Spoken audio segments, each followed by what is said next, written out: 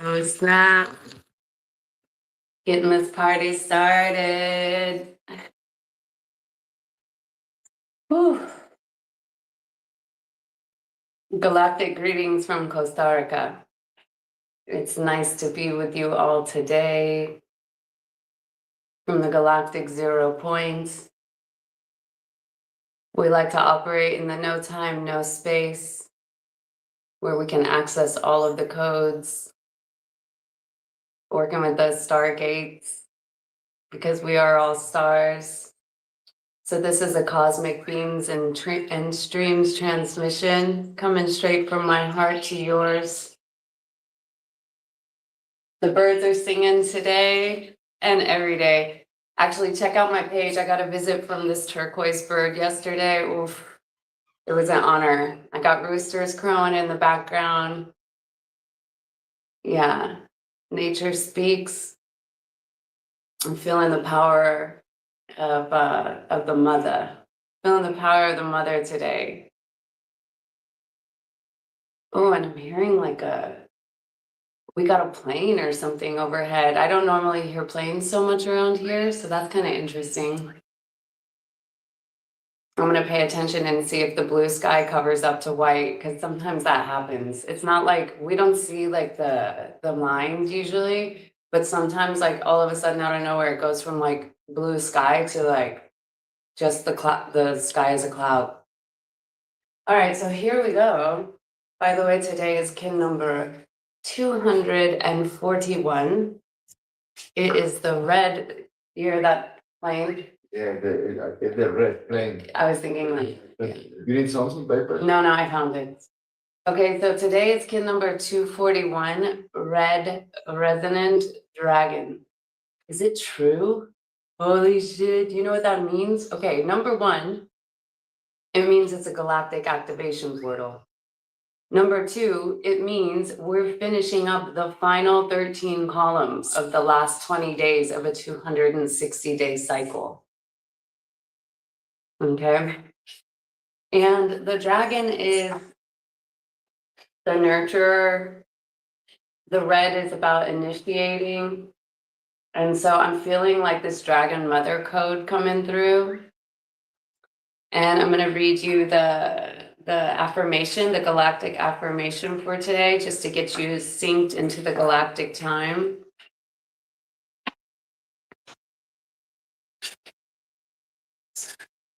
Here it is. It says, I'm going old school with my paper right now. Sometimes my boy Marcus is here to help me like put up some little flicks, images, but he's chilling at a festival right now. So we're connecting the grids. Okay, it says, I channel in order to nurture, inspiring being. I seal the input of birth with the resonant tone of attunement. I am guided by the power of space, which is the Skywalker. I am a galactic activation portal. Enter me. So there's 52 galactic activation portals in a 260-day cycle. And today happens to be one of those days. And I like to say anything can happen in a galactic activation portal. But here, what we're talking about today, channeling, nurturing, being, birth, attunement. And the resonant tone is the 7th tone. So that means we're in the heart of the wave, and we're in the wave of the eagle. So these last 7 days and then the 6 to come are that bigger picture vision. We also got a big eclipse coming up on the 12th, but we're looking at like flying high like an eagle and just soaring. And like, so you can start to think about, when you start to think in these waves and these cycles, you start to think about what's been coming up for me in the last 7 days.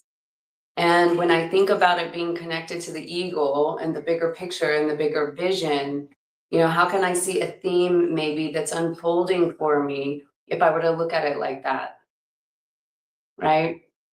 And so sometimes I can see the comments, but I think today I won't be able to. So keep them coming, but I may not be responsive to it if you're here with me live. Okay, so big picture, eagle, vision, fly higher than an eagle. And what else? Yeah, so let's just roll with it. Here we are today in the cycle or in the gene key 7, if we're looking at tropical astrology.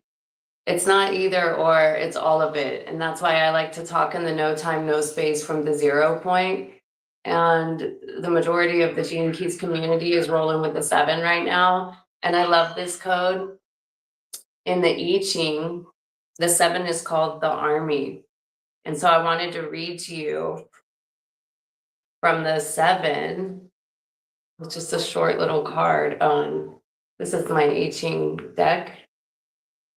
That's what the Gene Keys and human design were based off of. It started with the I Ching first. I drew my little galactic symbol in here that I'm always drawing. I think it's reversed in this picture. But here's what the 7 is about. It's called the army. That's why I have my little shirt on. My daughter Presley gave this to me. She lives in the United States. I miss her. I'm like, I have 3 children in the US, and I haven't been to the US in 3 years now, and a little over. Maybe I went a little rogue, maybe I went a little crazy, maybe I got a little too rebellious. I was like, I'm leaving all the systems, I'm not existing. I mean, there were other circumstances that prompted me to do this. It's been a wild ride for me, and now I'm like, oh my God, I'm ready to go back in there. I got to go back to my homeland.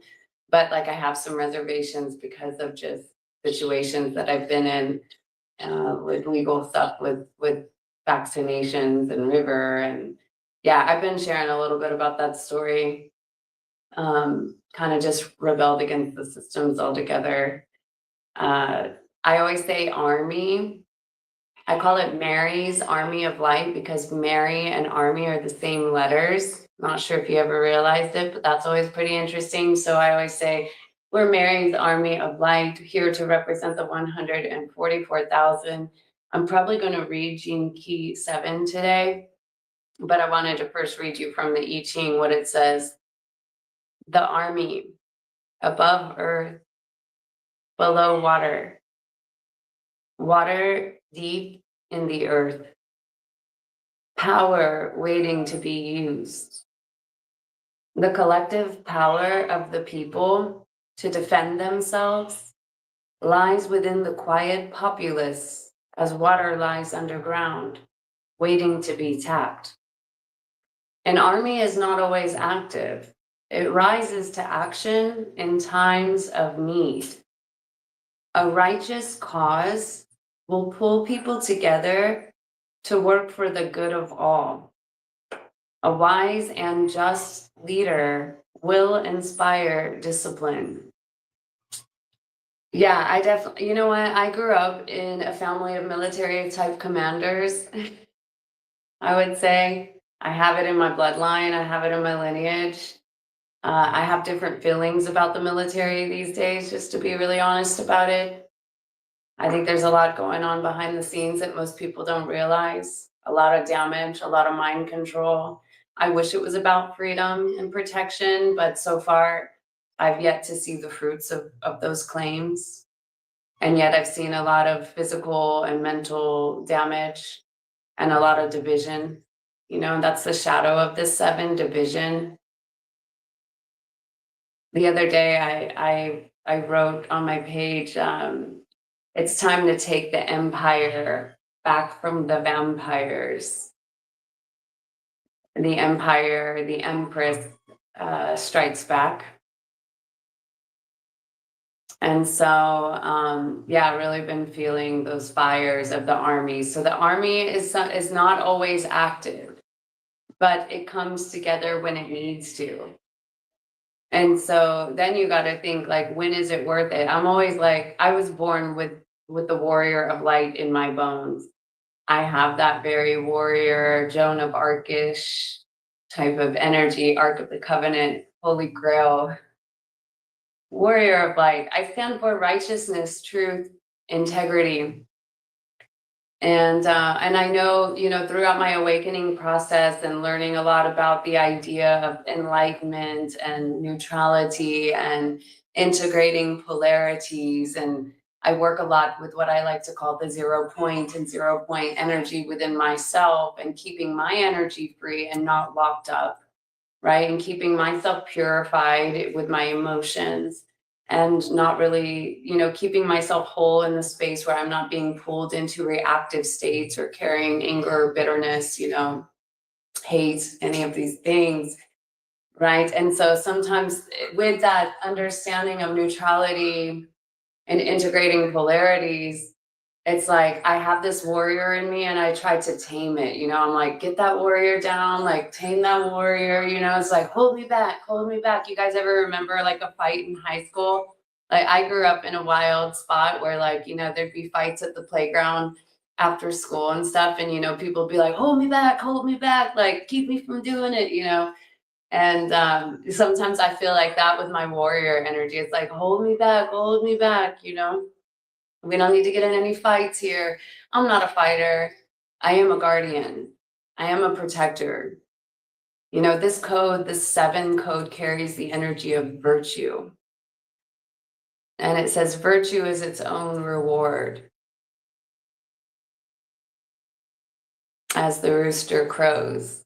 I never know if you guys can hear that when the rooster crows back here, but anyway, so that's what the 7 is about. I'll tell you this interesting story. One time, so my 3 older children live in the US. At the time, they lived in the Austin area in Texas. And I talked to each one of them completely separately, different calls. And I told them all, I was like, pick a number between 1 and 64.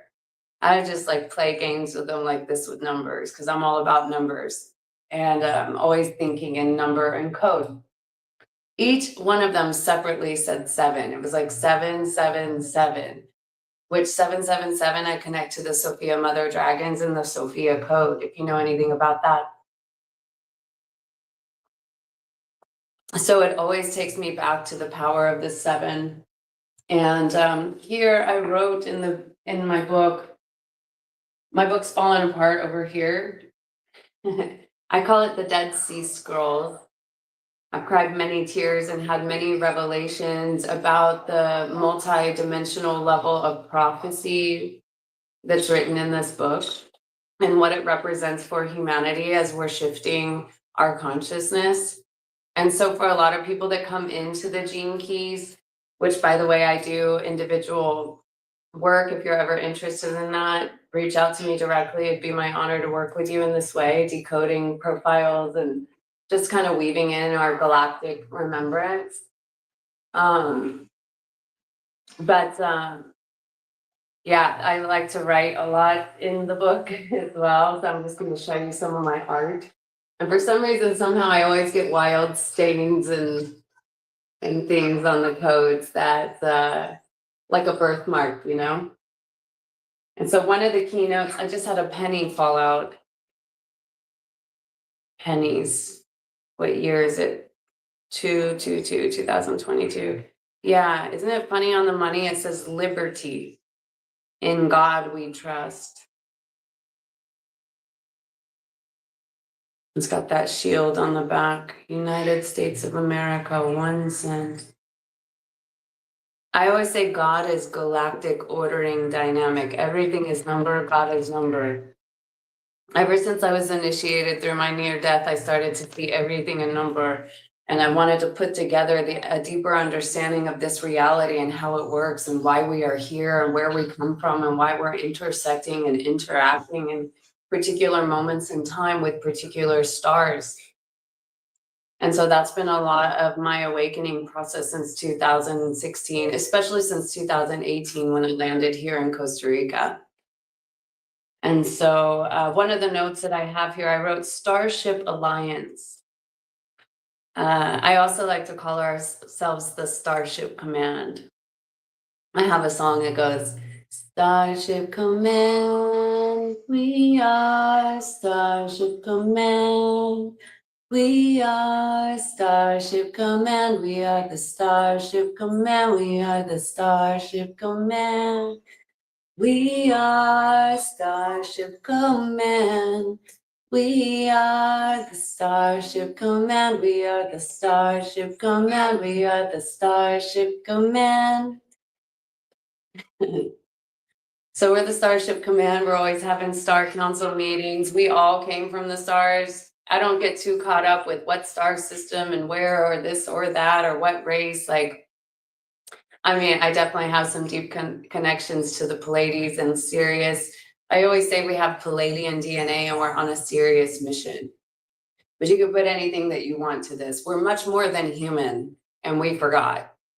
And it's not until you start to open up your mind to remember that we can move beyond the idea of a two-strand human that believes in vaccines and death and illness and sickness and viruses. Like, we got to open up the book and expand beyond the idea of living and dying in one lifetime and the whole reincarnation cycle. Like, we're really here to break through our minds, break through that conditioning, that programming, that domestication process.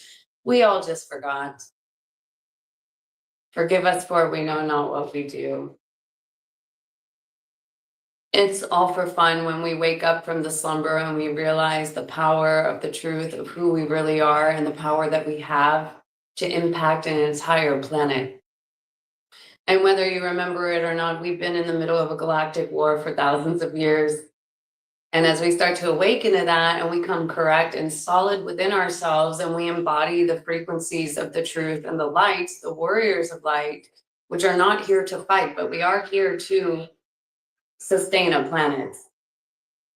We are here to rewrite the fall of Atlantis.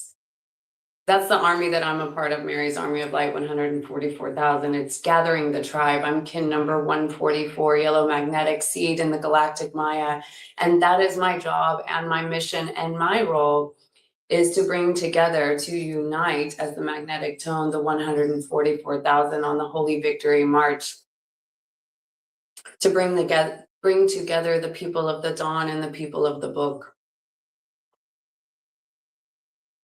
So one of the things that I have written here is lead the nation forward. Modern democratic government is designed to listen to the opinions of the mass consciousness and then use discernment to lead the nation forward. The seventh gene key is connected to the flowering at the end of time. It's also responsible for the opening of the seventh seal, which precedes the return of Christ consciousness. Can you feel me on that one? Unlocking the seventh seal to precede the return of Christ consciousness. And the seventh seal is Gene Key 22, which is the seal for, it's called the Cosmic Mother's Redemption also, but it's about unlocking all of the seals, all of the seven sacred seals.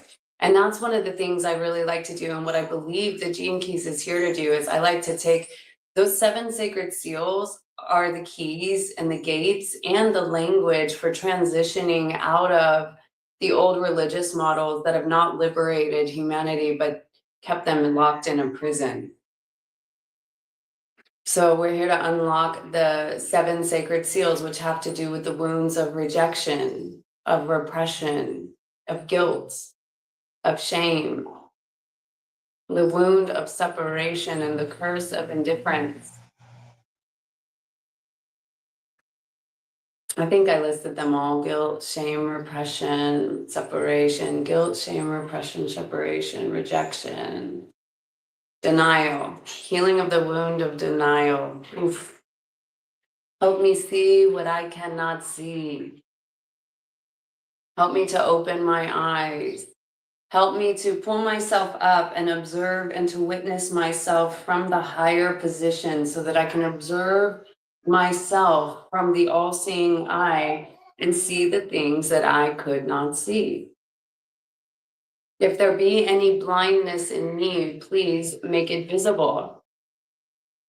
And this is just a humble and virtuous prayer that we can have within ourselves, that we open up our eyes, open up our hearts so that we can see clearly, see within ourselves. You know, pull the stick out of our own eye. You know, and also the wound of denial has a lot to do with, like, if you've been told something multiple times by different people, but you're still in denial of taking responsibility for what you're being told on multiple occasions. And see, I own everything as me, right? And I look at everyone outside of me as a mirror. And so you never come into an encounter with anyone, a conflict, a disagreement, a difficulty, whatever you might want to call it, by accident, right? So then you start to see that in the outer field because you couldn't see it in yourself first to do your own purification work. So then what will happen is you'll start to bring mirrors to you so that they can come and model the patterns to you so that you can see them for yourselves. And then you can be like, oh, I can see now. I'm not in denial anymore. I want to purify that. I want to own that. I want to clean that. I want to get into right relationship within myself. I want to clean that conflict within myself. I want to see the shadows that I couldn't see before so that I can come clean. And this is the real honest work that we've come to do on this planet. And that is the work of a warrior of light. That's the first work of a warrior of light, is to embody as much light as you possibly can. That's the real fight, is to embody the light. And so that means we have to let go of things that are no longer carrying us forward, you know, and to be able to see that. So I'm all about the 7 sacred seals. That's one thing I like to do when I'm decoding charts, is pull up the 7 seals, see what's going on in there, and just start popping those seals open. Pop, pop, pop. Open it up. Galactivate. So we can get on with it. Get on with this game. Get on with this show.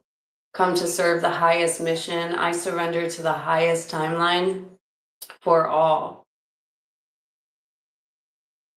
And that allows me, you know, I just always, that is my prayer. And that is the devotion that I have lived in over the last 8 years, especially with understanding the GOD, galactic ordering dynamic, and the power of synchronicity, and understanding that everything is number. I almost said everything is mother, basically, but everything is number. And so when we surrender from the chaos to the cosmic order, we allow the cosmic order to come into form. And that is the divine plan. And there is a divine plan. There is a prophecy. There are many prophecies that are written, but now we're talking about, like, coming in and serving our pieces and our parts and doing our inner work and our purification work to serve something greater than ourselves. When we move from the selfishness about the I, me, my, and we realize there are many stars on the game, many stars in the league, we're the Starship Command. We all have different gifts. We're all different colors. I'm talking about skin color, but I'm really talking about tribe colors. We're all a different color here. You know, if you're part of the red tribe, these are solar tribes, activating the solar tribes and the solar consciousness. If you're red, you're here as an initiator. The whites came to refine. The blues came to transformers, robots in disguise. No, the blues are transformers. You came to transform something. And then the yellows are the flowerers. We're here to flower the consciousness.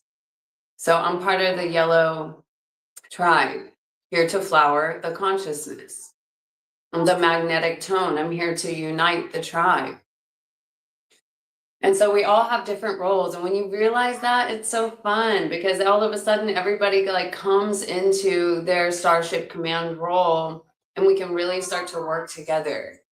And this is when we really start to galactivate the law of one, where we're moving from service to self, from the I, me, my, from the service to the self to the service to others, from I, me, my to the tribe.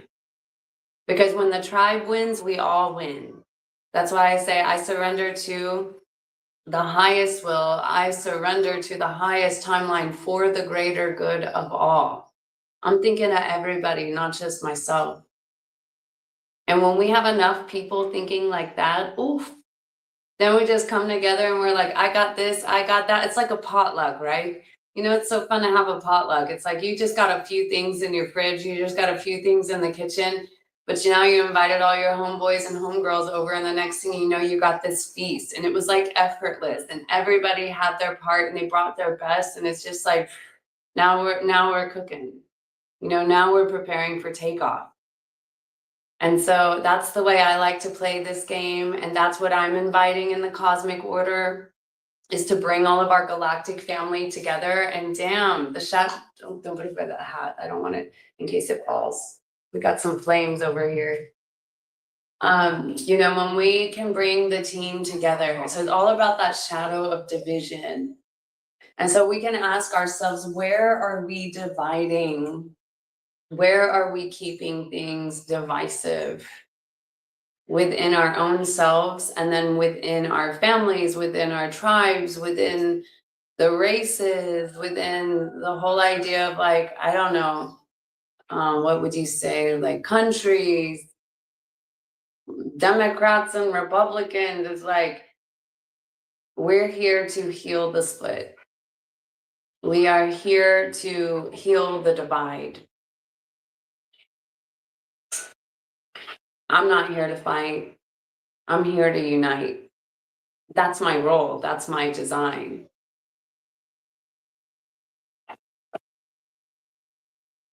And I'm also here to invite everybody to the light.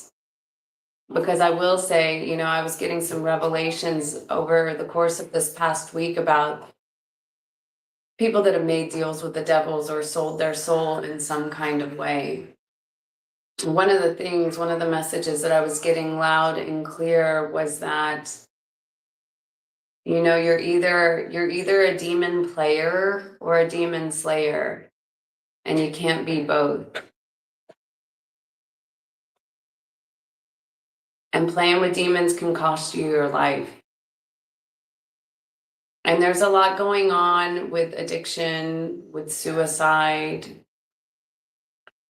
with other different types of topics like that. And depression, mental health, things like that. These are the times where we start to ask ourselves what team we're playing on. And that can sound like a contradiction to what I'm saying about division. Because I do feel like that's the final division, is the battle of the light and the dark. And this goes back to the Dead Sea Scrolls. The Dead Sea Scrolls talks about the final battle of the light and the dark that would have to take place. Archdemons Belial and Archangel Michael, 144,000. This is the final plague. Now, what I believe to be so is that everybody's invited to return to the light. You can lay the demon down and keep your body. But if you want to keep playing demon games, the body's probably going to go with it. And I'm seeing that happen with people that are playing deep down in the occult and witchcraft and things like that. They're having a hard time being stable. They're having a hard time with their confidence right now. All of a sudden, the playing God has got them in a space where they're losing their power because the light wins in the end.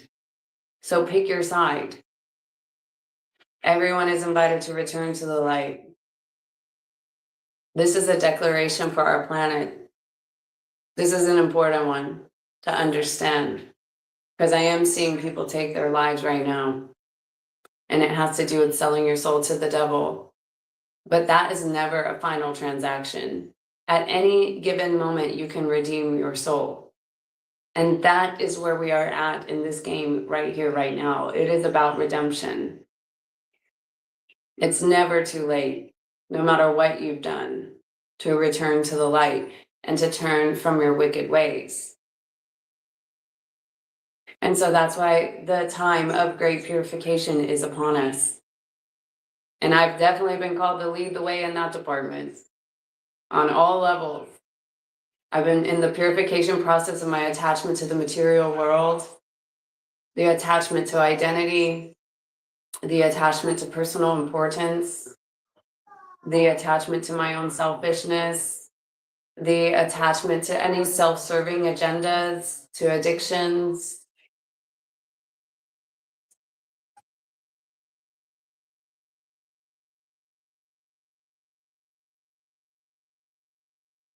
That's the mission right now for the Warriors of Light, for Mary's Army of Light, for the 144,000, which I say is not chosen ones, but ones who choose to lay down their life from the I, me, my personal, individual importance for something greater.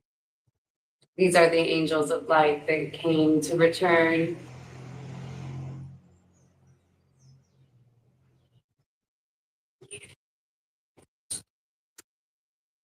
So let's fucking do it. This is not a cult. This is the invitation to your own initiation,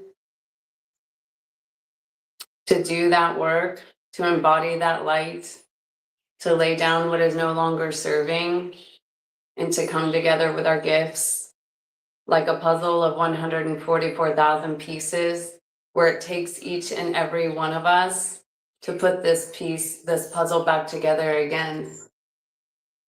And it's meant to be fun. And we're meant to sing, and we're meant to dance, and we're meant to celebrate, and we're meant to own our shadows and heal our shit so that we can come together to play in a game like that. And it's the many angels, it's the many warriors, it's the many singers, so many beautiful, powerful souls coming together with zero competition, envy, jealousy. It is a virtuous team, a virtuous mission. So that's the invitation, that's the invitation. Wow. And now I'm just gonna read you Gene Key 7, if y'all are down for it.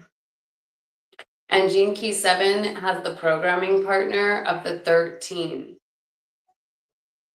And the 13 is from the shadow of discord. You know, discord could be like a disconnection, like the discord, like you were disconnected from the cord or the cable directly to the light. And it is the code of empathy. And it's connected to the amygdala, the physiology of the amygdala, Magdalena. The amygdala is connected to the reptilian brain. Now, until we've awakened to the truth of who we actually are, we are controlled by the reptilian brain. And I remember when I finally figured that one out and decided to release those chains, because I would have these reactionary moments that were very incredible Hulk-like. They can still creep in every once in a while. I'm not going to lie about it. I'll be honest. As I have to tame my power sometimes, you know, this reactionary state that can come out of me. But it's like one day I just remember, and I was working in the medicine field. Well, earlier that day, like I had this reactionary thing where I took something and I just broke it. Like I snapped it in half and it was like, and I didn't even know, like it all happened so fast. I was like, holy shit, like how did that even happen? Like, whoa, I'm not in control. Like what is controlling me, you know? And it was like through that awareness, when I started to see it, I was like, holy shit. And I started studying the amygdala and the reptilian brain. And I was like, if I'm not in control, something else is in control. And that's when I started to learn and take it upon myself, take that virtuous responsibility to dismantle the reptilian within myself. And so if you study anything about the reptilian brain, it'll talk about how it almost like it sees the future or it remembers something in the past. And it's always in this like reactionary, protective, survival type of mode. So when you start to remember that you're an eternal immortal being that's not here to die or have an accident, all of a sudden you can start to become the observer of yourself and start to witness yourself without being taken over by this reaction, like you need to protect or guard yourself. And that's how I eventually started to like dismantle this connection between like something happening before I could even control it. You know, these reactionary behaviors and patterns. It's very honest work. It's not always work that anybody will notice or recognize. It happens over time. And it affects the field of anything that you encounter because everything is resonant. So what we do within ourselves raises the field. That is honest, humble, noble, and virtuous, integrous work. That is the work of a warrior of light. So, okay, so that was the programming partner of the 13, but now we're going to go into the 7. It's connected to the physiology of the diaphragm, the amino acid valine. And I wrote the flowering at the end of time. Energetic guides for the entire human race. And that's what we're here to lead. We're guiding the whole entire human race. This is a serious mission. I always say, this is a serious mission. This is a serious mission. Ooh. This is a serious mission. This is a serious mission. Ooh. Oh, I have a little comment here. Sarah, oh, nice to see you, sister. Thanks for being here. Warrior of light, virtuous sister. I still haven't seen your chart. I want to get to know you in that way, Sarah. Yeah, I like to get to know everybody and see where your codes are and everything. Cool. I couldn't see comments before in case anyone sent any. Vicky, bless it be beautiful. Just checking in before I sleep. Oh, much love from Australia, codes. Connecting the grids with my star sisters and brothers. It's my honor. Thank you all for your service. Thanks for doing the work. Thanks for holding the light. Thanks for being the eye in the midst of the storm. Thanks for dismantling that reptilian consciousness, right? Because we can talk about like, oh, the reptilians are here, the reptilians are there. The reptilians are in us too. We are multi-dimensional beings. When we are born into this reality, we are born into a reptilian type of consciousness until we awaken to the multi-dimensional aspects of ourselves. And so that's why as we start to remember that, we dismantle the reptilian, which keeps us back and keeps us reacting so that we can start to open up the gates, open up the heart, so that we can start to access that multi-dimensional, the fruit of our 12th dimensional plus, you know, that emerald guardian heart DNA that we are entitled to. Oh, you're still in Thailand. Oh, so fun. Oh, so it's already 8/8 where you're at. That's so fun. Connecting those grids, lighting up this mother. This is a serious mission. Galactic star, exquisiteness. Yeah. On a dragon day. Well, I guess kind of for you, it's the wind, but yeah. We're in that final strip of the final 20 days of this Vulcan cycle, of this birth cycle.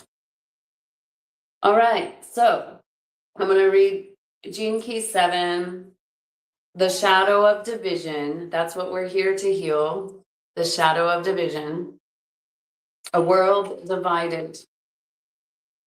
The 7th shadow of division is one of the main reasons human society operates in hierarchies. Not only is the shadow responsible for the manifestation of hierarchy, but it also makes you think in terms of hierarchy.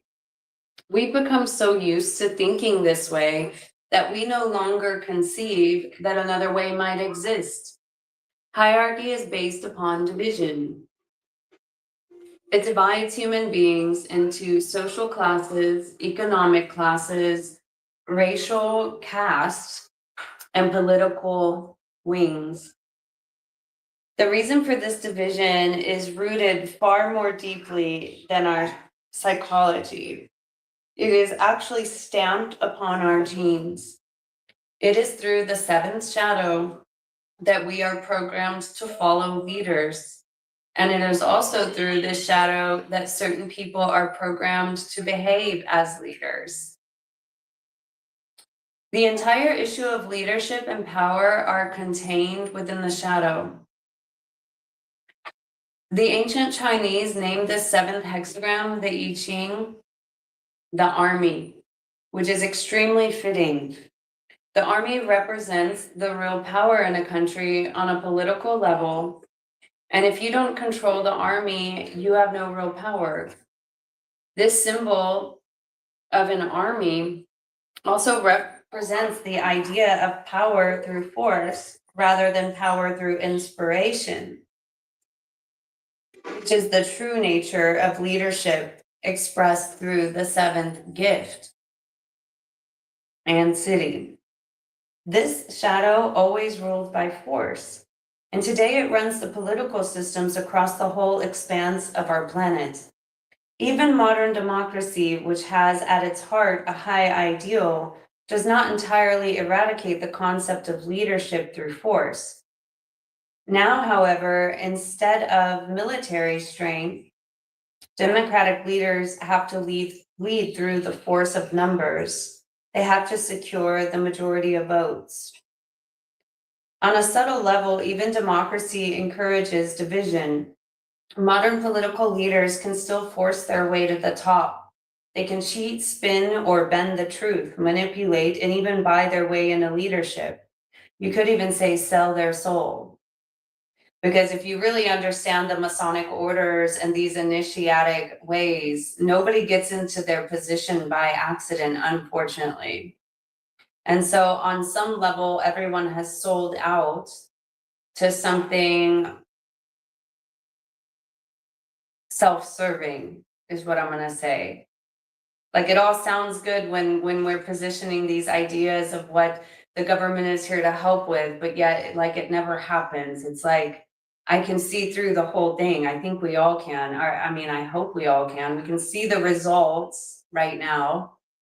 Like currently, exactly where we're at right now, we can see the result of the military, of the government, of the education system, of the food system, of the religion systems, like of the medical systems, like something isn't right, something's not working, right?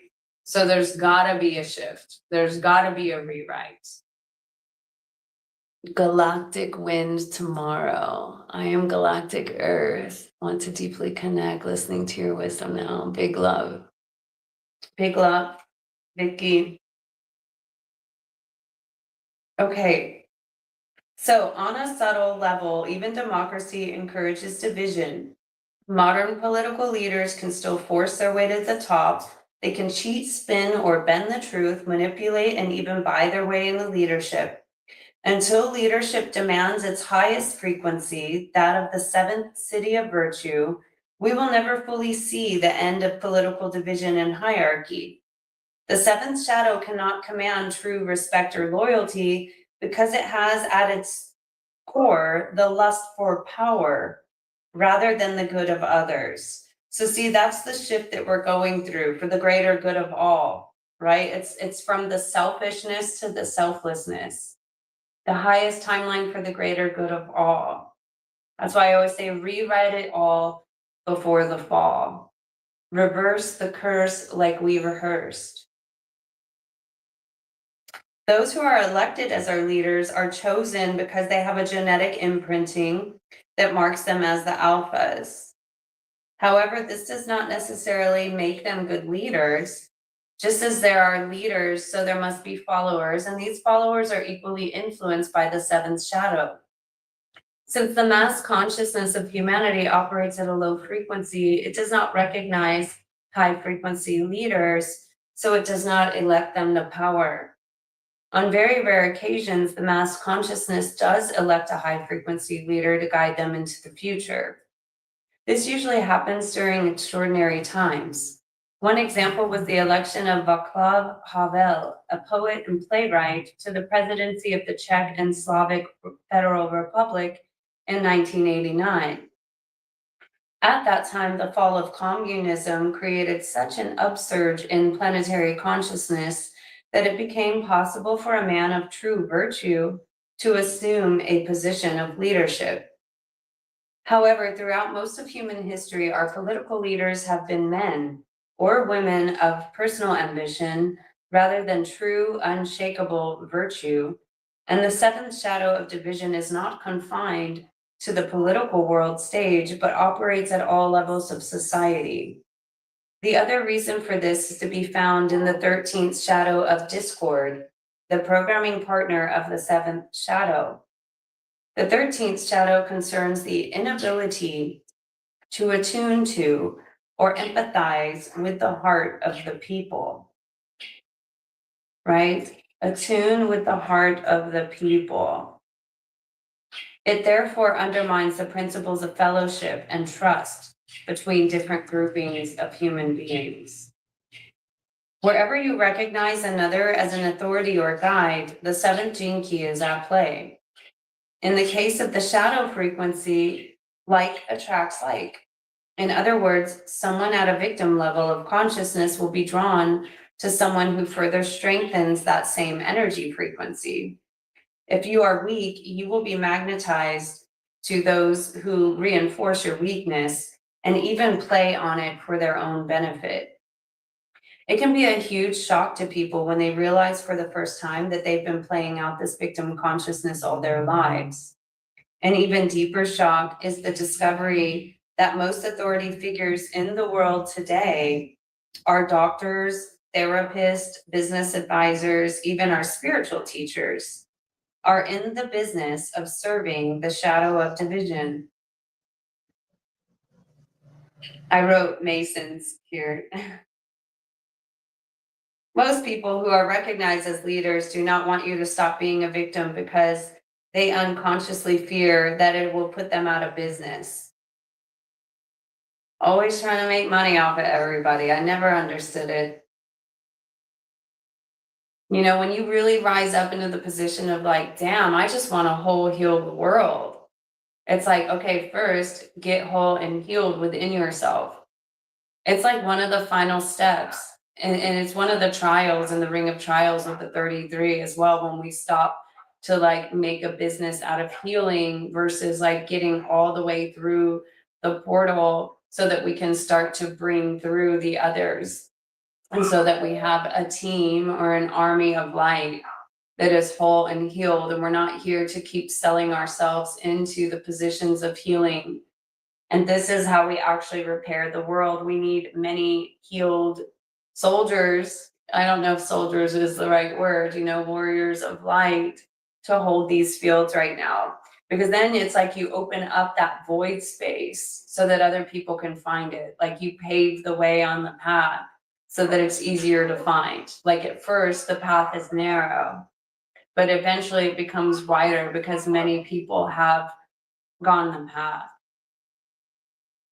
On an individual level, you must be ever watchful of your own tendency to give other people authority over you. The seventh shadow usually does not see the hidden agendas of certain leaders until it's too late. It is all too easy to compromise your own authority to someone in a position of power or to someone with a great deal of charisma or personal charm. The mark of a true leader is one whose main interest is in empowering you to lead yourself rather than binding you to them. This is so important. I got this one double, triple underlined. So number one, we're talking about not giving our power away. Stop being so flattered and enticed by someone and putting them on a pedestal. We create the hierarchy when we bow down versus all of us rising up. So remember, the mark of a true leader is one whose main interest is in empowering you to lead yourself rather than binding you to them. right? I would even say this is like with a mother. I think of the mother bird, like she has her children, but she doesn't want to just coddle her children and have them following her around, needing her. She wants to empower them to do for themselves, to be able to act for themselves, to be encouraged to get everything they need when they need it. You see the difference? And this also has to do with codependent relationships as well. The need to be needed is quite the shadow that maintains this level of hierarchy. And the need to be told what to do is what keeps creating a hierarchy. So we're really calling everyone, you know, a lot of times when I do work in, like, let's say a medicine space, it's not a healing retreat, it's not a healing ceremony. It's a welcoming someone home into and recognizing them as my equal and doing the work that needs to be done in order to hold the virtuous, integrous, righteous field of service. There's no inferior or superior. This is how we stop creating hierarchies. We don't need to be at the top. There's zero personal importance. So we're not bowing down and giving authority, and we're not stopping to be the one that's bowed down to be someone else's authority. So the future of the virtuous leader is someone that is not by force, but by inspiration through the example of their life, and then the empowering of others to rise up in the field. So the mark of a true leader, I'm going to repeat it again. The mark of a true leader is one whose main interest is in empowering you to lead yourself rather than binding you to them. Ironically, the false leader always tries to hold on to you, whereas the real leader always tries to get rid of you. There's absolutely nothing wrong with looking to another with respect or reverence. It is a completely natural stage of the human journey. The trick is to find a person who can truly listen to you. The real leader, and it also, like, I see how the word elder is in leader. So the real leader, the real elder, is the ultimate listener. He or she will empathize so deeply with your suffering that you will finally give yourself permission to embrace it without fear, which will enable you to transcend it. And so the real listener is not someone that's going to coddle you in your position and feed your victimization. That's not what a real leader or elder will do, actually, because you're the one that's got to resolve that in yourself. That's the actual empowerment of a true leader. At the core of leadership, at the shadow frequency, lies the fear of losing power, which keeps hierarchy intact. In the business world, the seventh shadow of division is the norm. Wherever money is concerned, hierarchy is found to be at its most rigid. Like the army, orders come from the top, and they are to be obeyed. There's no real autonomy or two-way communication model,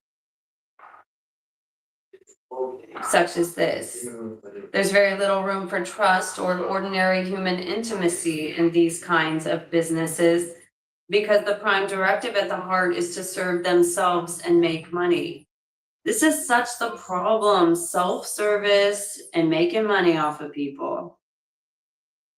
And see, and that's why I went a little to the extreme of like leaving behind the monetary systems, because I want to make it clear I have zero ulterior motives, and I'm not here to feed off of the pain and the suffering of others.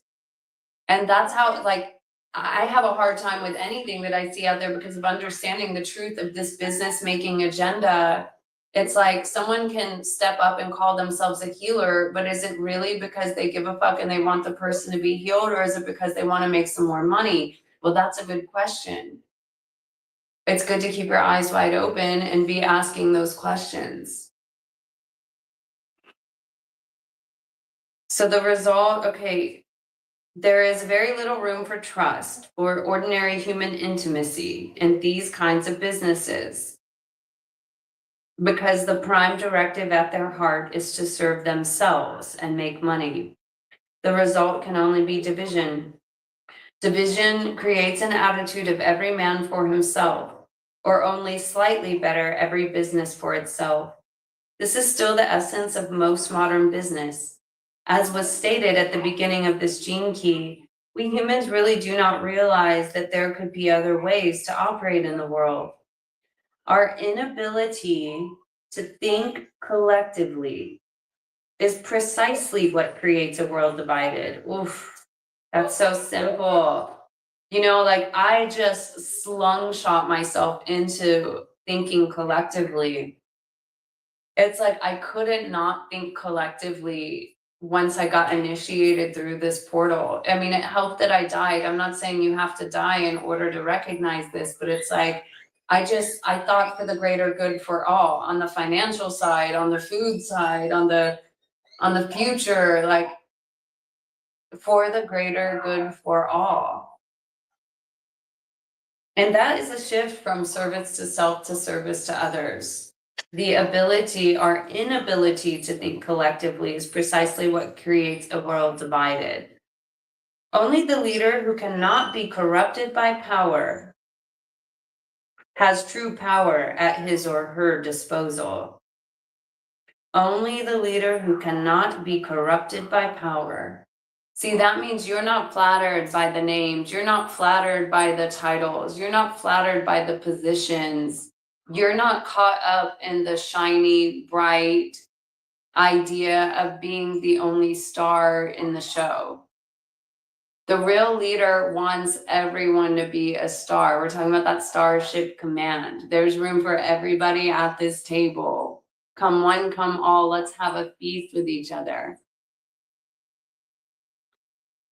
Only the leader who cannot be corrupted by power has true power at his or her disposal.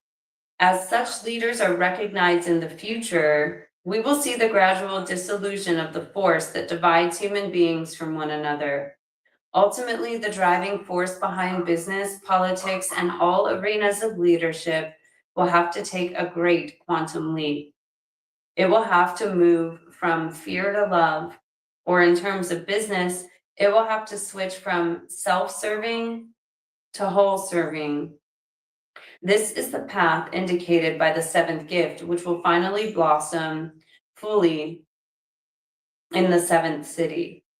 You know, so I always tell people right now, like if you're building or creating anything, a business, a service, or anything like that, if it does not have service to the whole and collective benefit at the center, it will fail.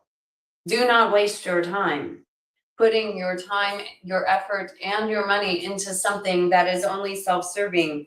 Anything that is made for the self-serving agenda will fail, will fall. That is where we are moving. If you want to be on the cutting edge of this so-called success, you will understand, hear the words of the virtuous ones that are here not to sell out, that are here for the greater good for all, that speak for everyone.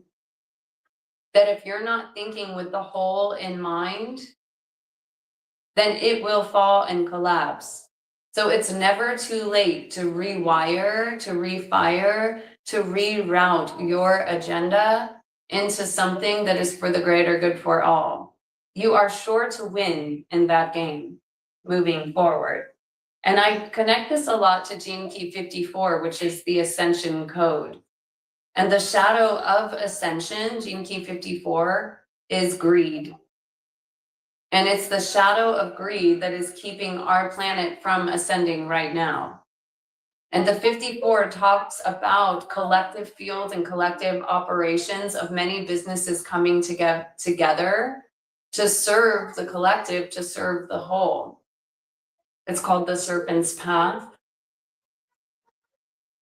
And so that is something that's kind of written in the code. The 54 comes to mind and the 45 comes to mind, which is here to end world poverty. It's all written in the codes. And so we are the future of financial advising. The ones that have left behind the financial world are speaking up and speaking loud and clear about the future and what it looks like for the greater good for all. And really here to assist people in cleaning their money and starting to serve collective greater good missions. Yeah, rewrite it all, before the fall, for the greater good of all, where everybody wins. Why not? Why is there always got to be a winner and a loser? See, that's the division. That is the division. Okay, so in the gene keys, you know, there's the shadow of the repressive nature and the reactive nature. So we're going to talk about both. The repressive nature is hidden. When the 7th gene key is repressed, it simply fails to manifest in the world. These people carry the genetic imprinting for recognition as leaders, but they remain hidden. This creates immense pressure within them, as well as frustration and resentment, all of which can manifest as physical symptoms in the body and emotions. The world today is actually full of hidden leaders living behind shadow veils that prevent others from seeing and benefiting from them. The force that prevents a person's recognition comes from within that person and has nothing to do with what they do in the world. Thus, for these people to step into leadership, they must first recognize the power within themselves. As they do, a great tide of optimism and intelligence is released back into the world, which instantly gains them recognition from society at large. Right? So if you're feeling that frustration, resentment, symptoms in your body and emotions, you know, if you're hiding in the shadows, River's hitting those high notes over there.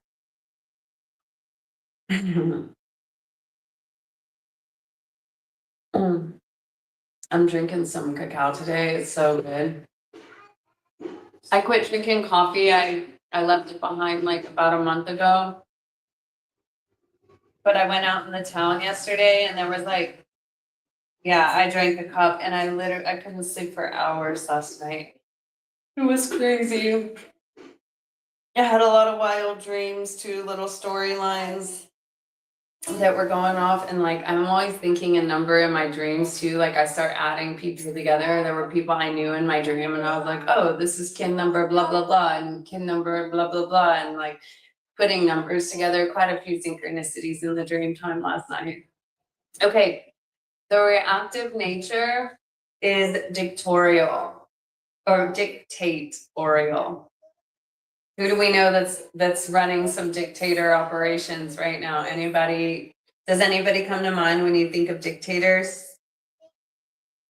The reactive side of the 7th shadow knows well that it is a leader and takes full advantage of this by abusing the position. These people use those who follow them to their own advantage, thus reinforcing their status as followers. True leadership encourages people not to rely on others, whereas this style of leadership demands complete reliance, either through pure power of presence or through subtler means. These people are masters of patterns and can manipulate others by locking them into certain patterns. These can be intellectual patterns of thinking or belief, powerful emotional games, or materialistic patterns involving money. The game is to trap followers into believing that they need leadership. Naturally, such leaders only attract followers who want to remain at a victim level of consciousness. Yeah, so it's so important that we start to rise up and be our own leader and remember the ability and the power we have within ourselves. And if someone's not encouraging and telling you that, you know, question their agendas. It's like, I think of a therapist as an example, you know, it's like the therapist makes money off your return. Like the therapist makes money on you continually not rising and growing into your own abilities and powers.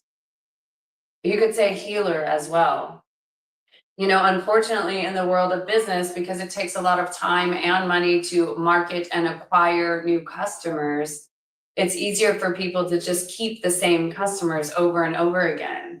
But see, what we're talking about in this type of leadership is that you're literally like when you're raising and birthing a leader through that empowerment, they don't need to keep coming back to you begging for more, paying for more. And so, that doesn't make money, right? And that's why we've got to move from monetary focus to liberation focus. And that's also where we start to invite, I am a speaker of this truth, to invite people to come together with gifts, wisdom, and resources to start to bring, this is how we repair the world. That's what the 7 is called, repairing the world. Actually, no, it's not, sorry. It's called A World Divided. I'm thinking of the 4. Is that right? Hold on. Oh no, it is repairing the world at the siddhi level. I'm jumping ahead a little bit. But first we're gonna go with the gift, okay? Now we're at the gift. The 7th gift of guidance, the power behind the throne. True leadership, like true education, does not impose itself on anyone. It's the gift of being able to help others find their own way forward in life, rather than taking away their individual power. This is precisely what is meant by the name of the 7th gift, the gift of guidance. As was discussed in the 7th shadow, it is the driving force behind leaders that determines what kind of followers or supporters they will attract. At the gift level of frequency, we see the move away from fear towards service. Leaders operating at this frequency are able to think at a collective organizational level. They know that unless individuals are suitably self-empowered, the organization will not thrive. To this end, people with the 7th gift are strong supporters and implementers of schemes that allow individuals more power, creativity, and autonomy at all levels of society. The 7th gift in many ways is represented by the ideal of democracy. In the democratic ideal, every individual is free and leaders are chosen by the people to represent and guide them. Modern democratic government is designed to listen to the opinions of the mass consciousness and then use discernment to lead the nation forward. In this way, the 7th gift and its programming partner, the 13th gift of discernment, knit the collective together in a single pattern where all the individuals within the collective structure work together. This, at least, is the ideal of democracy. As we all know, it does not often work that way. Once in power, leaders tend to follow their own agendas, which may or may not reflect what the majority really wants. Politics tends to follow its own somewhat bent course, and that course greatly depends upon the core qualities and principles for those who lead. Having said all of this, modern democracy is a huge shift in the direction of higher consciousness when compared to more primitive modes of government that do not encourage freedom. So like, I'll hear people be like, oh, we can't use the word democracy. We can't use this. We can't use that. Like, we could rewrite all of this. And ultimately it's like autonomy, every empowerment, inspiration, everyone becoming their own leader, everyone becoming self-governed, not running around looking for a governor, not running around looking for a president, not running around looking for the healer. We are our own healer. We are our own governor. We are our own president. Like, what happens when we all come together like that? That is super fun. That is the army of light. You're still awake. Oh, I love it that you're still here, Vicky. Thanks for being here and connecting the grids in Thailand. I love that we're doing that together. Okay, so the gift of guidance rests upon the ideal of service. To truly guide another person or group of people, you need to put aside your own opinions and judgments and listen intently to their needs. Great guides are great listeners. Sometimes simply by being listened to in the right way, a person finds the answer to their problems without direct input from the guide. People with the 7th gift have a powerful magnetic presence, and just from being in their aura, You can come to deep clarity about your own direction. These people can, in particular, help others to see future patterns. This does not mean that they literally can see the future, but that their guidance is in alignment with future trends. It is the quality of being ahead of the crowd that marks these people as leaders. However, their recognition depends upon the times in which they live. History shows us again and again that many of the greatest leaders the world has known in government, business, science, or art are often passed unrecognized during their own times. Now, I would say, like, we are on the path of ascension right now. And so that is changing. And I would say there are a lot of us that have tuned into the future. That's why I always say I am from the future. I am from the future. I am a time traveler. I'm speaking from the future. And so without the weight, without the gravity, without the moon, without the control system, it's like, I'm speaking from the wings of the angels in the future as a liberated planet, as a liberated humanity. This is the path that we must walk in our autonomous, in our inspired, in our not giving our power away to an authority that feels right now a little bit like a rebel, a little to the extreme. You know, we've got to bridge the worlds between the future and the now.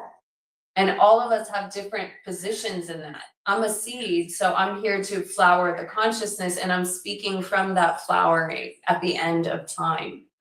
But I know there's like pieces and parts for all of us to put together with our different roles as solar tribes. And you'll know your role. That will come naturally to you. You don't need to be told it. It will flower within yourself. So the seventh gift of guidance, wait, am I here? No, okay. There is strong evidence for the current emergence. Oh, sure. Thank you. Okay. There is strong evidence for the current emergence of the seventh gift at various levels within society. Since humanistic psychologist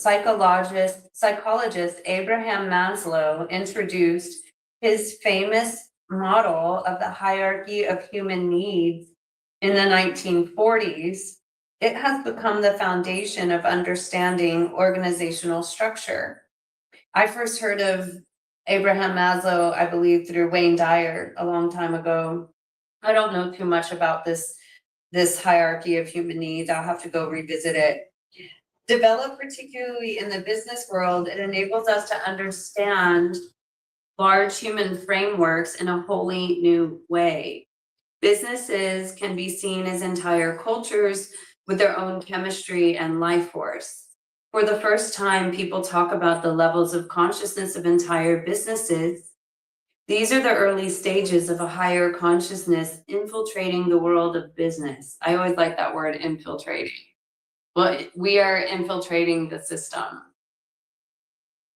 You are galactic seed, yes, a magnetic seed, but yes, we are the time travelers. I'm all about bringing the seed consciousness, and I would say I'm very galactic for sure. I can't help it. I love the galactic tone of integrity. We're in the year of the galactic tone of integrity. River is the galactic dragon, Hunabku 21.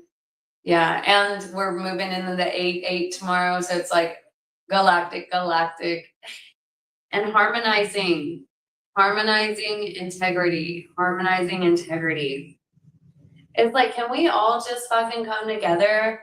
Can we all just do it? Can we all come together in full transparency? Can we come together for the greater good? Can we lay down our division? Can we lay down our pride? Can we lay down our personal importance? Can we lay down our judgments? Can we lay it down so that we can come together to serve something greater? That's the invitation. Damn, I'm waiting for it. I've been speaking this vision for so many years. I thought we'd be here by now. I thought we'd already be in galactic community. It's crazy though, because it's like, okay, you're in the future. You see it all so clear. You know it is it. You know it's where we're going. But then it's like sometimes it's so innocently seen and believed in the oracle field that you have to learn this eventually. And I can understand why people feel like they're going crazy sometimes when they start to awaken to these truths and break through the dimensions and limitations of the timing construct. It's like, you already know it's done. You think you're gonna wake up tomorrow and the whole world's gonna see what you're seeing. And then you're like, oh wait, you're in a different timeline than them. And there's this catch up and there's this bridging that has to take place. So then you have to learn patience, because we're repairing the rip in space time, which is Gene Key 5, by the way. And so you have to have patience in the process of speaking the vision, moving forward, not giving up, and just holding the field in the midst of the shift and the transformation. So for the first time, people talk about the levels of consciousness of entire businesses. These are the early stages of a higher consciousness infiltrating the world of business. The greatest gestalt shift will come when the first truly holistic and something, I have a little crystal on it, based businesses prove that they can be more successful than the old greed-based businesses. So that is the beginning of the shift, is that we start to build business around higher consciousness and truly holistic ways of thinking, to prove that this can be more successful than the greed-based businesses. And I worked for Dell Computer Corporation, and we would be in our meetings with our laptops, with everybody with their master's degrees, and talking about bottom lines and year over years and profits and margins and blah, blah, blah, blah, blah, blah, blah, blah, blah, blah, blah, blah. And I would just yeah. It was so ingrained in you. It's just about making money, bottom line, cut the people out, make the money, cut the people out, make year over year. It's even in the medical industry, it's oh, we just made billions of dollars on the crimes against humanity. We can't have a loss in the margin. So how are we going to keep fueling? How are we going to keep making money off disease this year? It's just so greed based. It's about money versus healing humanity. And so that's the shift that's taking place as we move more into holistic service and infiltrating the world of business. Some new organizational models are also beginning to understand the levels of consciousness of different styles of leadership. In our exploration of the gene keys, we are only looking at the 3 levels encompassing the 2 great quantum leaps. 2 great quantum leaps. The leap from the shadow to the gift, and the leap from the gift to the siddhi. In reality, there are subtler bands within the spectrum of consciousness which give way to many other different levels. One new business model divides leaders into 7 levels of consciousness according to the Hindu chakra system. Thus, you have leadership styles ranging from authoritarian, connected to the 1st chakra, to facilitator, the 4th chakra, to visionary, the 7th chakra. It is this mid-range style of leadership, the facilitator, that corresponds to the 7th gift of the visionary. Facilitators, as the name suggests, make communication and implementation easier and smoother. People with the 7th gift do not lead from the front, but guide the energy of the group itself. They create a space in which an organic team harmony can develop on its own with minimal interference. They are often content to allow others with the requisite gifts to stand in the limelight while they lead quietly from behind the scenes. And in this sense, the 7th gene key is an archetype of the power behind the throne. This is the true meaning of guidance, trusting in the life process, rather than forcing matters by taking control. This ability to surrender to life itself is the foundation of true leadership. So obviously what we're also talking about is a shift from the masculine authority to the feminine flow, where you start to trust that there's an organizational process that's happening and you're ready to watch that cosmic order come into play, and there doesn't need to be a force and control. So whereas before it would be like, okay, if I'm not the one doing it, it's not gonna get done. If I'm not the one, if I don't get in there and get my hands dirty, if I'm not forcing it, if I'm not controlling it, if I'm not telling people what to do, it's not gonna get done, for an example, right? And so unfortunately, well, fortunately, that's the old way. We're coming into a much deeper trust that we don't need to do it like that anymore. And that's how we start to melt away hierarchies, because we don't need to be the authority. We don't need to be the hierarchy. We understand that each and every one of us has a puzzle piece, and we're like, let's watch this magic unfold. And I always use, the power of the feminine creation is like this. I always give this example. When a woman has conceived a child, she doesn't have to sit there every day with her checklist and be like, okay, is the blood there? Are the veins there? Did the eyes come in? Did the brain come in? No, she just surrenders and takes care of herself and hopefully stays centered, right? Stay centered, calm, and relaxed. That's what a mother needs to do for this creation to come through her. It happens automatically. All the bases are covered by her just being alive and allowing the womb to create. That is the power of the feminine creation. That is the power of the cosmic order. That's the power of the mother. Once the seed is planted, all she has to do is be the vessel for the creation, without the force, without the control. So that is how we start to remember and surrender to that. And this is not about male or female. It doesn't matter if you're born with a penis or a vagina in this one. This is how the feminine creation works through all of us. And when we start to actually trust her, when we trust that, we will start to see the power of the mother and the creation come together without the force, without the authority, without the toxic control. And that's how we rewrite hierarchies. And that's how we create new. How fun is that? Okay, so now we're just getting down into it. We're on the final one. It's the seventh siddhi of virtue. It's called repairing the world, okay? Repairing the world. The seventh siddhi is an energetic blueprint hidden inside each human being. Despite many interpretations of the word virtue, true virtue has nothing to do with our concepts of morals or behavior. Anyone can behave in a pseudo-virtuous fashion, yet have none of the power of this siddhi. We saw throughout the seventh gift how deeply this gene key is connected to the issue of leadership. In every pack of animals, there is an alpha, one animal that the others automatically follow. Among human beings, this too is the case. Leadership is determined by genetics, but quality of leadership is determined by the frequency passing through those genetics. At the gift level, we saw how the authoritarian style of leadership gave way to the more democratic style of the facilitator. Here in the seventh siddhi, we find visionary leaders, but far more importantly, we find virtuous leaders. True leadership is analogous with virtue. However, the world has seen very few true leaders.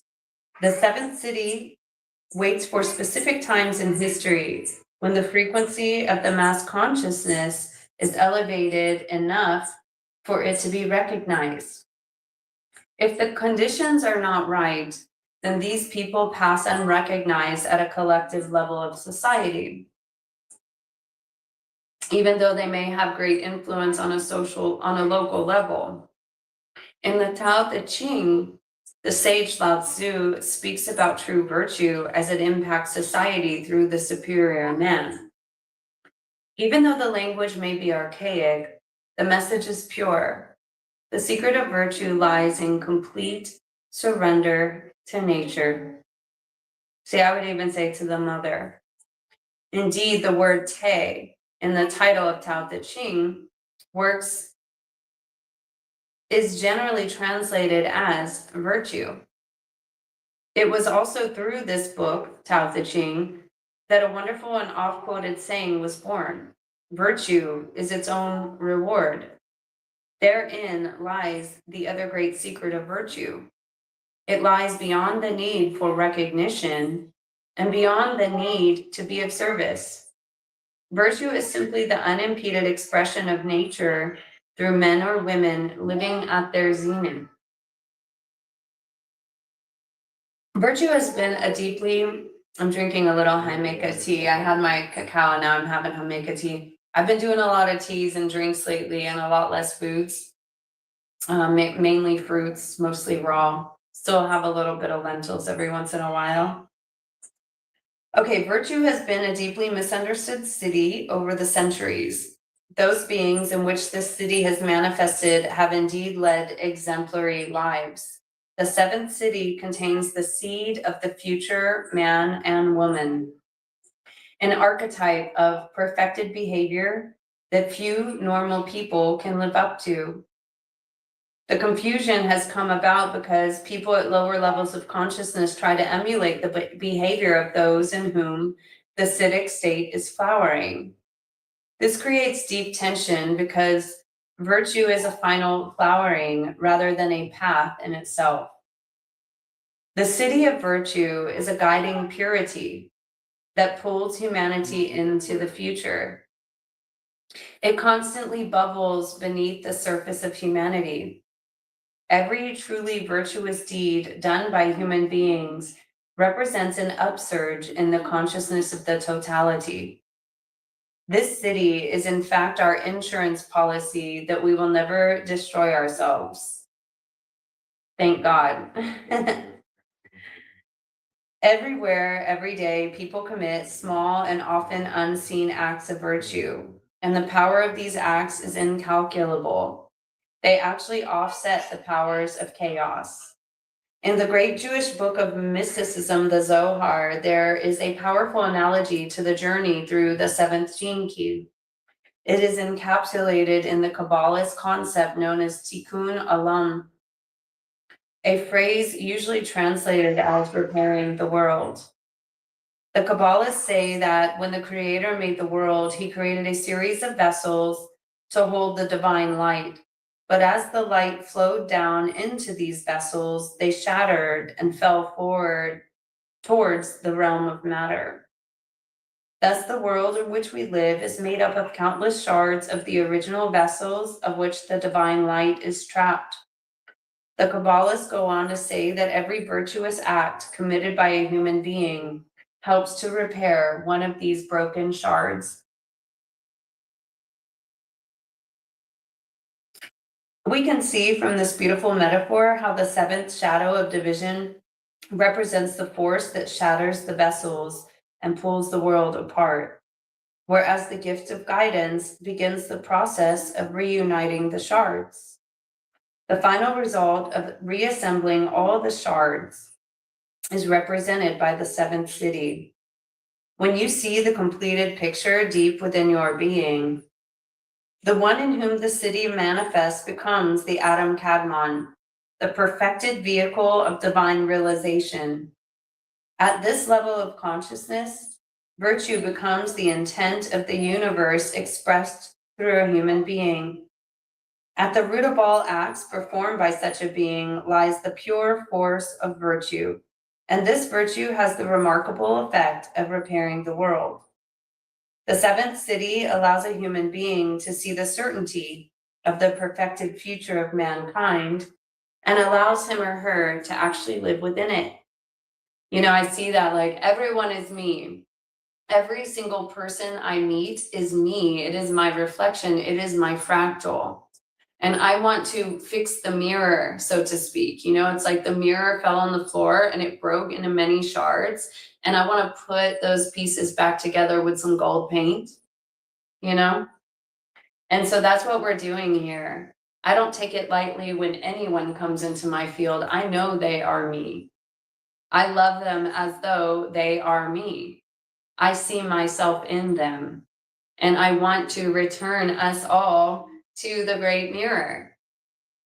And that is healing the fracture, healing the split, repairing the world. And that is the flowering at the end of time. And that is the virtue of the one that has flowered this consciousness and awaits for the other fractals, the other aspects of herself, the other ones that have fallen to return to wholeness. In this way, such people are truly ahead of their time, even though for them time has ceased because they have remembered the future deep within them.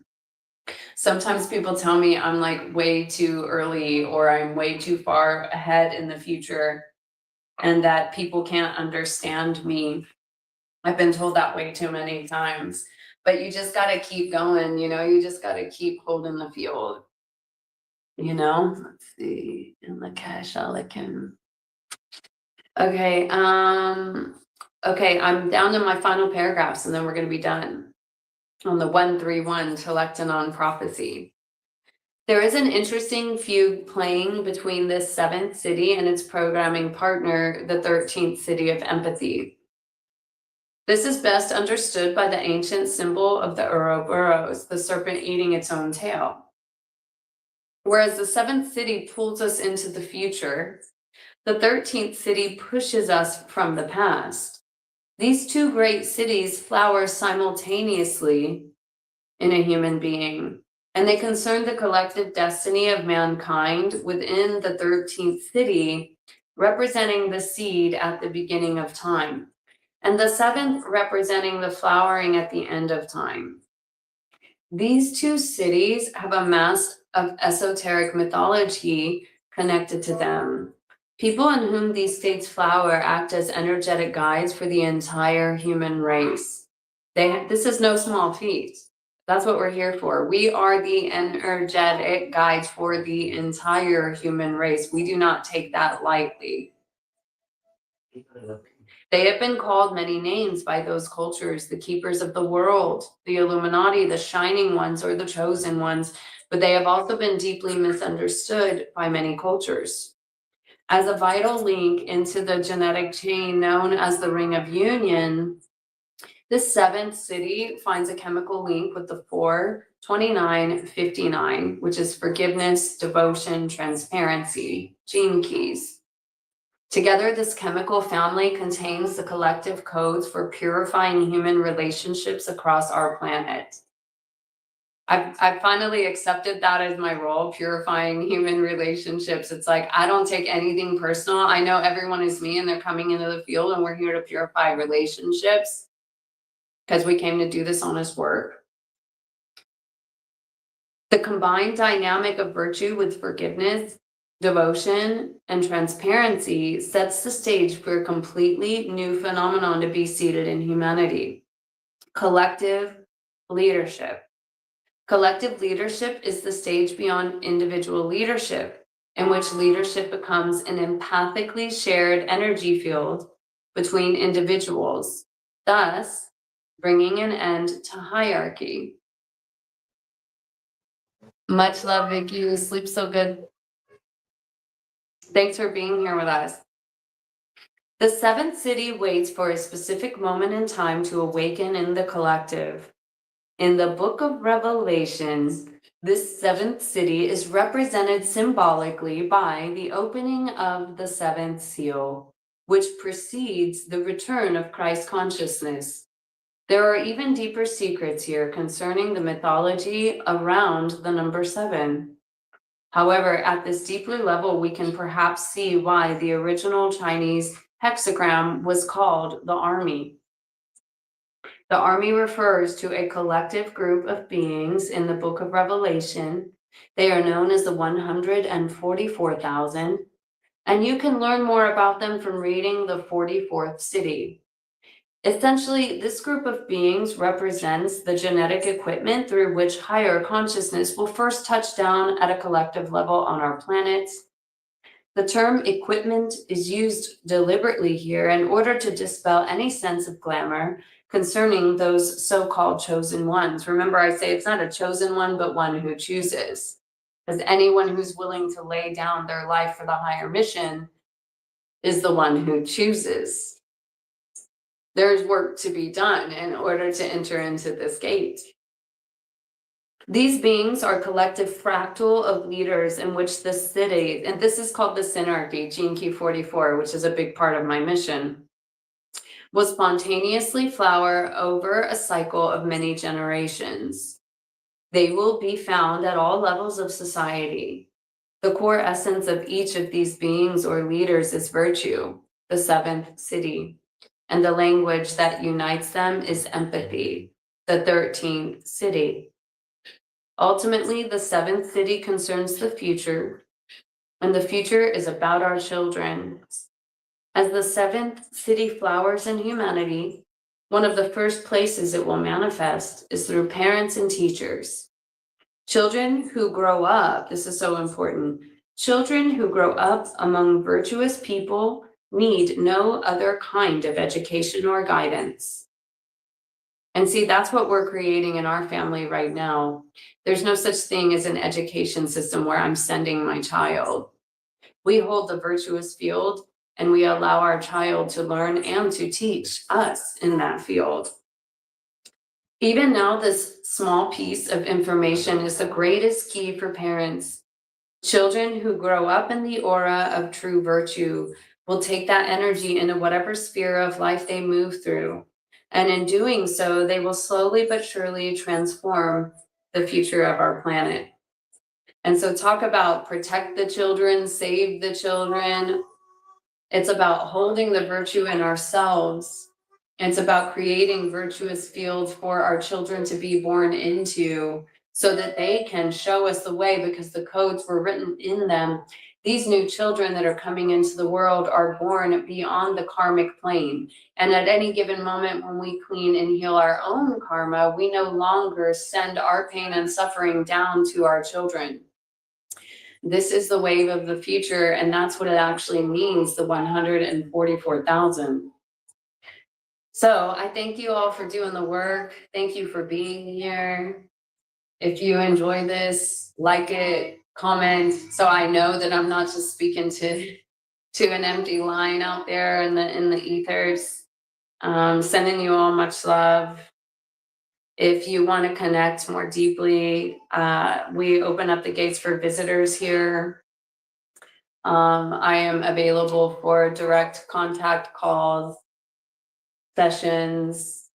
Yeah, just opening up those gates, working together, remembering who we are, galactivating, activating, preparing for the quantum leaps, coming together to be of great service to humanity, infiltrating the system with our light, gathering the warriors of light, gathering the army, uniting the 144 tribe. That is the mission.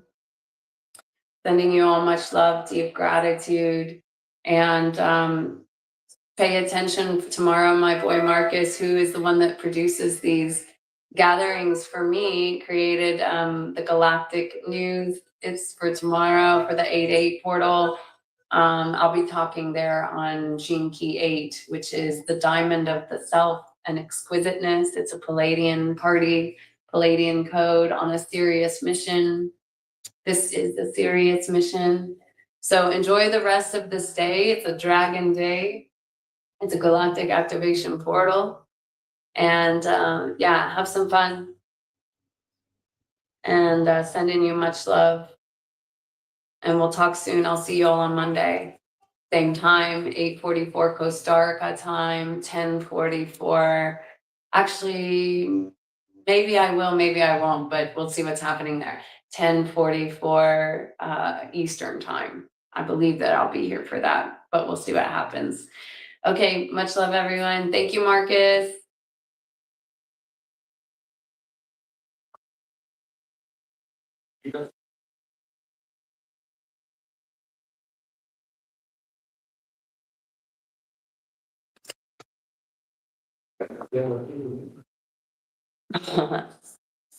So fun. This is a serious mission. This is a serious mission.